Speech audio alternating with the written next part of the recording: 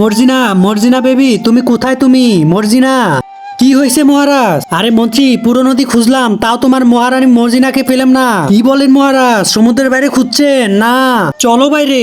বাঁচাও বাঁচাও, আমাকে বাঁচাও। আব্বে শালারা, আমার জলপরীকে ছেড়ে দে। ঠিক আছে, ছাইরা দিমু, কিন্তু তার বদলে তোদেরকে খামু। ধর শালাগো। ঠিক আছে উস্তাদ, ধরতাছি। আরে মন্ত্রী ভাগো।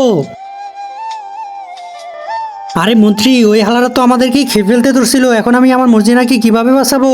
মহারাজ, এখন শুধু জলপাটায় আছে, ও আপনার পরীকে বাঁচাতে পারবে। ও কি আমাদের পরীকে বাঁচাতে পারবে? বাঁচাতে পারবে, আমি ব্যবস্থা করতেছি। কিন্তু তার আগে তোমার কাছে কোনটা সবচেয়ে দামি, এক বস্তা টাকা নাকি মা বাবা? যদি মা বাবা হয়, ভিডিওতে একটি লাইক করে চ্যানেলটি সাবস্ক্রাইব করে দিবা। আর যদি সাবস্ক্রাইব না করো, তাহলে বুঝে নেবো তুমি মা বাবাকে ভালোবাসো না। এই দেখো জলপাটা, ওরা আমাদের জলপরীকে আটকায় রাখছে। এই দুষ্ট মানুষটা আমাদের জলপরীকে ছেড়ে দে। শালা, তোদেরকেও কেটে খেয়ে ফেলবো, নয়তো এখান থেকে চলে যা। বুঝছি, তোদেরকে এভাবে করলে হবে না। দাঁড়া, আমি তোদেরকে দেখাচ্ছি। ওরে বাবা, আমরা পালাই। বেঁচে গেলাম।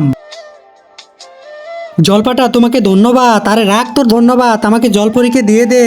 হ্যাঁ মন্ত্রী, ও কি কইতাছে? হ্যাঁ মহারাজ, ওর সাথে এটাই চুক্তি হয়েছে। ও আমাদের মহারানীকে বাঁচাবে আর ওর সাথে বিয়ে দিয়ে দিব। দিব না আমার জলপরীকে? আরে দিয়ে দে, তোকে আবার সুন্দর দেখে বিয়ে করাবো। মন্ত্রী, তোর কি মাথা নষ্ট হয়েছে? তা আমি আমার জলপরীকে দিব না।